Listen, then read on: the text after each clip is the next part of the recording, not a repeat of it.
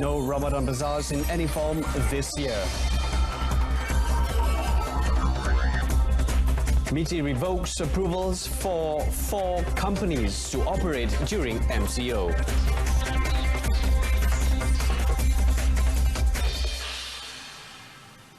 Good evening. Thanks for joining us here on News on 2. I'm Brendan Lepal.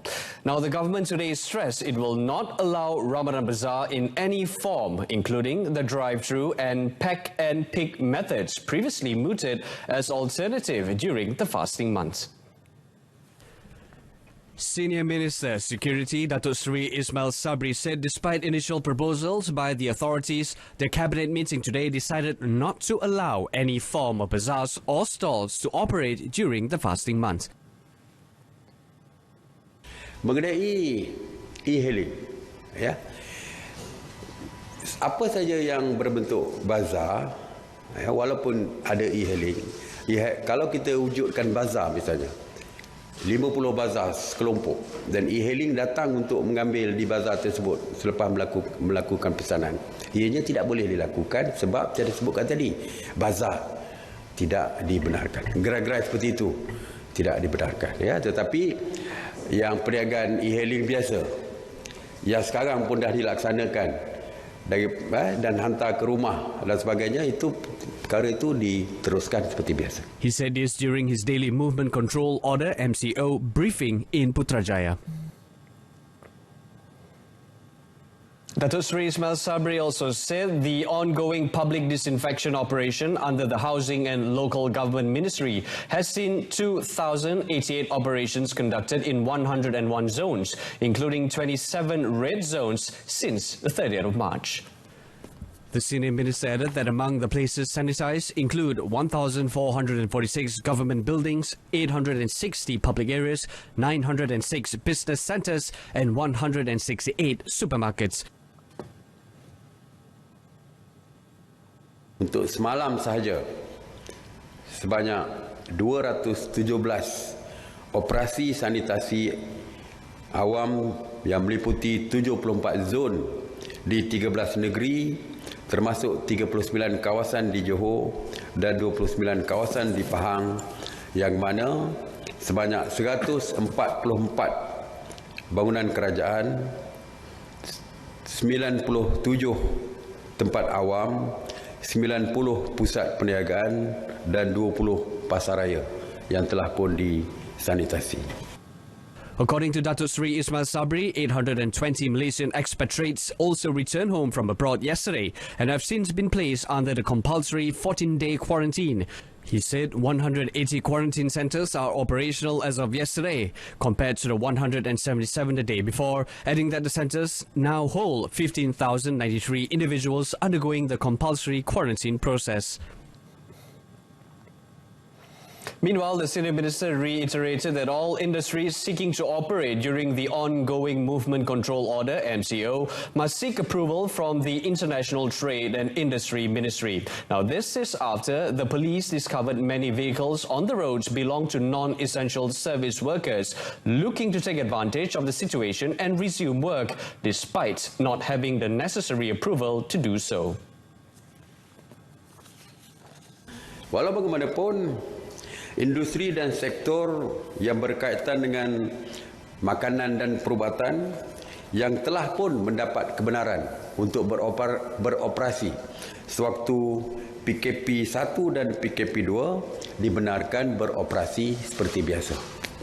The government will also permit any activities related to the food supply and marketing chain, medication, agriculture, husbandry, fishery and aquaculture to ensure food stocks remain sufficient.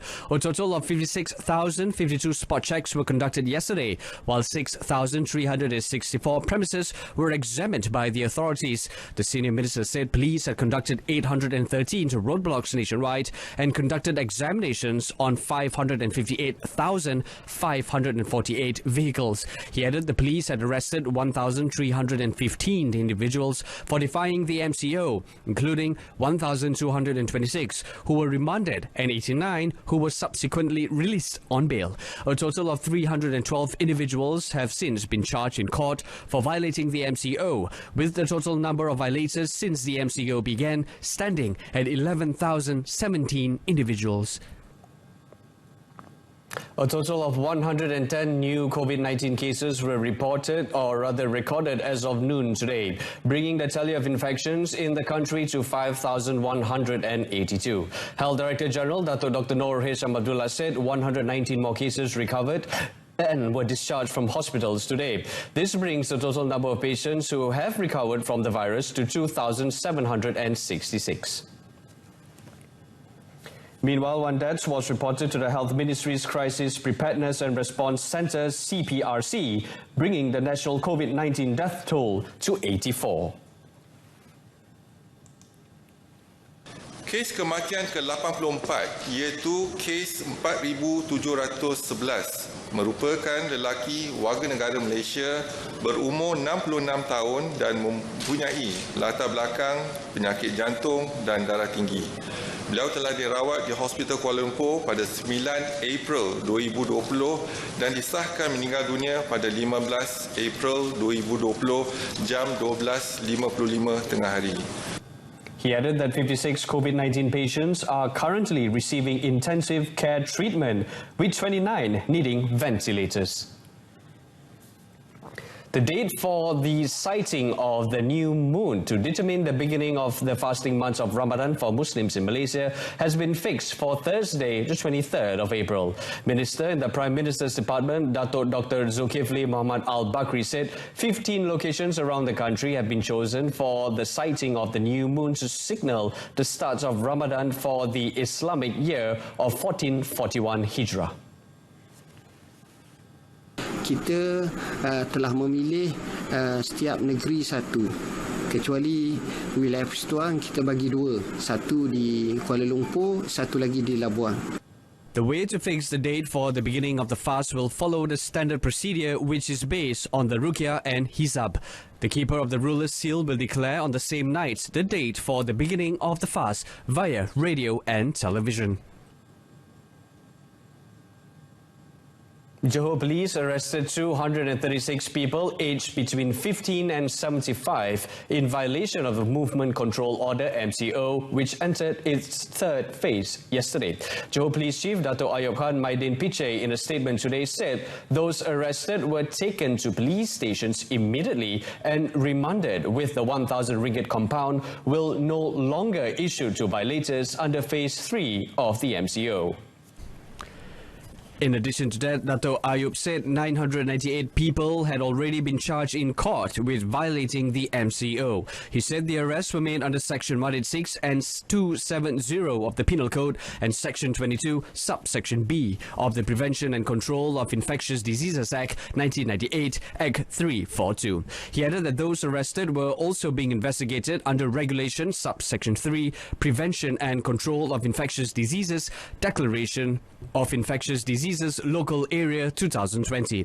Dato' Ayub said that with the start of Phase 3 of the MCO, the Johor Police will take more stringent action against those who violate the MCO and fail to comply with instructions. He also hoped that the public will be cooperative during this time to ensure the spread of COVID-19 is curbed.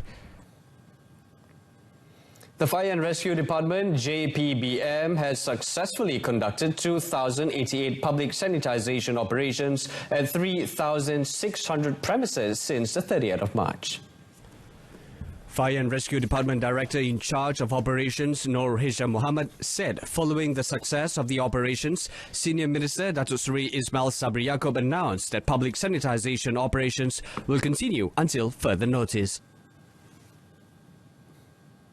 Operasi ini adalah bagi tujuan untuk kita buat disinfeksi kuman secara massa ataupun secara mass disinfection. Keseluruhan kita ada di 101 zon sekarang dan kita telah tackle ataupun telah laksanakan di 27 zon merah selesai, 16 zon jingga selesai dan selebihnya lah di zon kuning. Itu kita juga ada satu lagi yang kita lihat bahawa keperluan mendesak ialah di depo immigration, penjara dan juga lokap polis.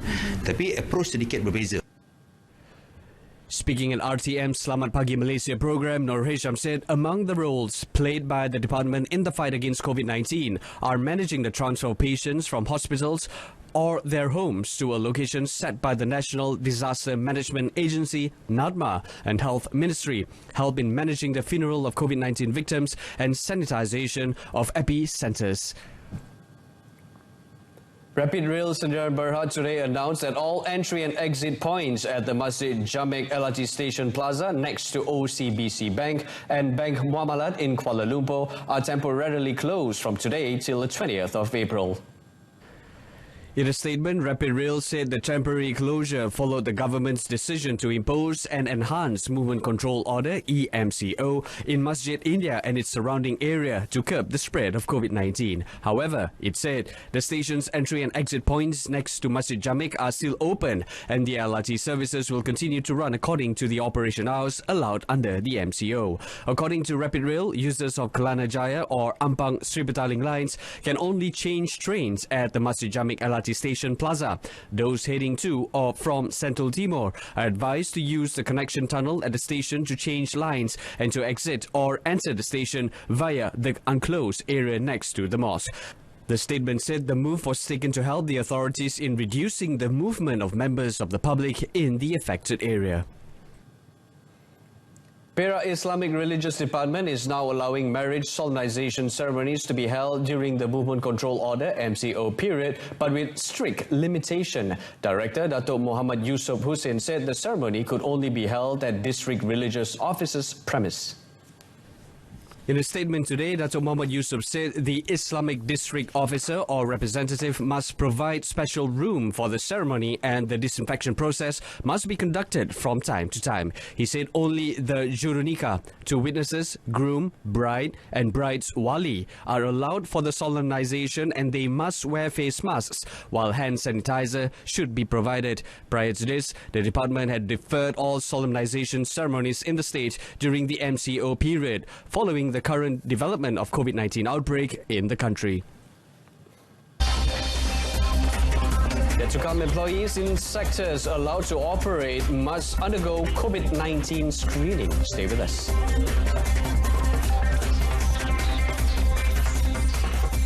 The International Trade and Industry Ministry has revoked the approvals given to 4 companies to operate during the Movement Control Order (MCO) period after they were found to have violated the prescribed conditions. Senior Minister Datuk Seri Muhammad Azmin Ali, in charge of the International Trade and Industry Ministry (MITI), said investigations are also being conducted by the Labour Department in Peninsular Malaysia and the police against 35 companies reported to have violated conditions set by the ministry.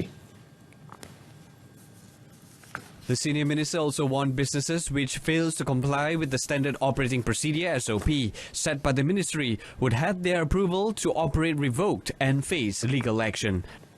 MITI turut bekerjasama dengan PDRM dan Jabatan Tenaga Kerja untuk memantau aktiviti industri yang wajib patuh kepada SOP yang ditetapkan.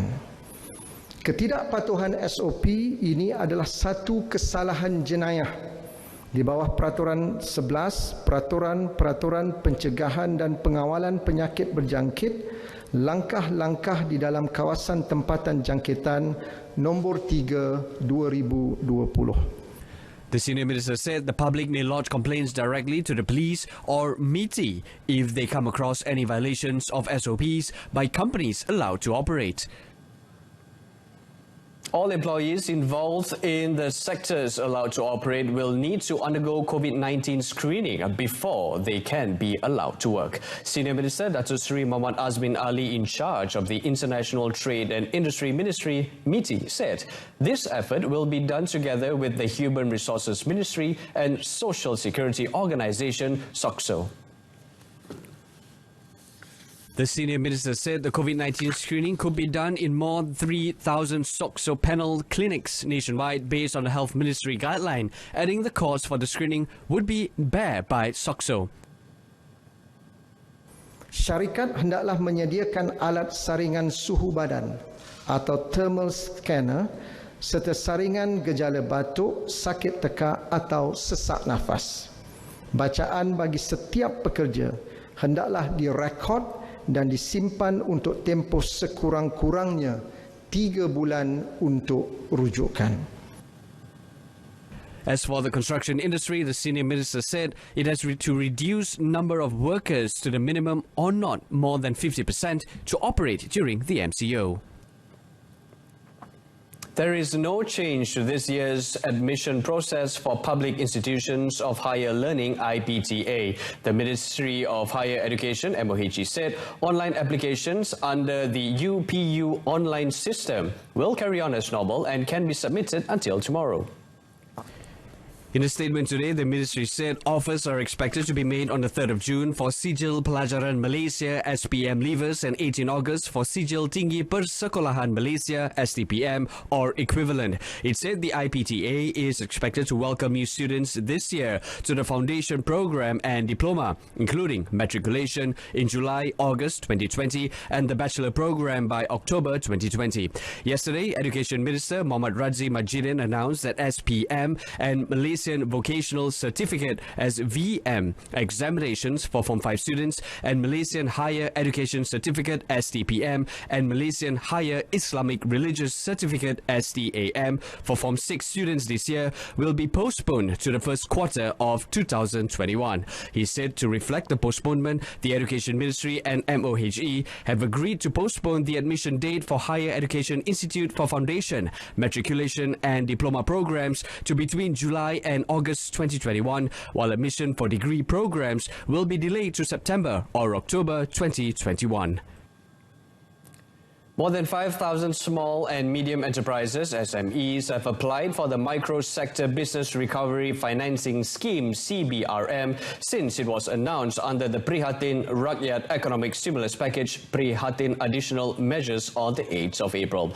The scheme, set under the National Entrepreneur Group Economic Fund, Tekun Nasional, is an injection of a revolving fund for micro-entrepreneurs to help them recover and restart businesses affected by the COVID-19 pandemic.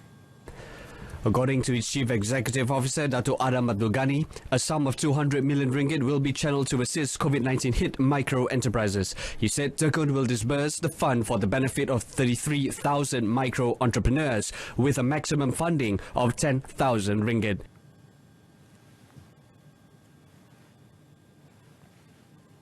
Dalam tempoh PKP ini, Tekun Nasional telah mempermudahkan kaedah permohonan di mana usahawan hanya perlu membuat permohonan melalui Google Form di mana link boleh diperolehi di website Tekun atau email ke cbrm@tekun.co.my. InsyaAllah Tekun Nasional akan cuba memproses permohonan dalam tempoh 7 hari bekerja selepas permohonan lengkap diterima.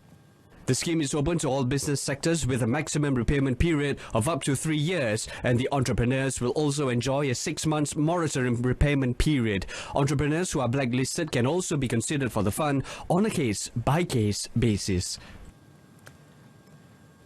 The Communications and Multimedia Ministry has allocated 1.32 million ringgit as an incentive feature film initiative ITFC to local film producers affected by the Movement Control Order MCO period to curb the COVID-19 pandemic. Minister Datuk Saifuddin Abdullah said the allocation was in response to a proposal from the National Film Development Corporation Malaysia FINAS to help film producers and encourage them to produce local films. In a statement today, the minister said the eligible companies will be contacted by the FINAS soon. Datuk Saifuddin said this incentive will help local filmmakers produce and market their films to the local and international market. Meanwhile, the minister said he will hold discussion with the stakeholders and look at reports on integrated efforts to empower the national creative industry.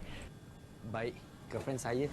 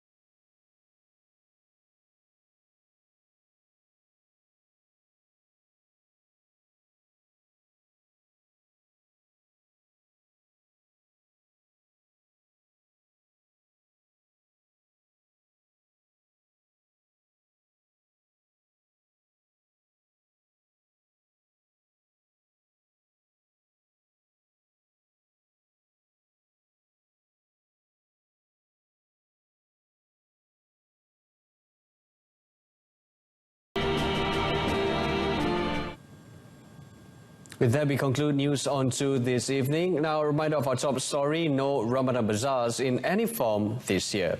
Join us for updates at noon at 12:30 tomorrow. Till then, I'm Brenda Lipol. Thanks for watching. Stay safe and good night.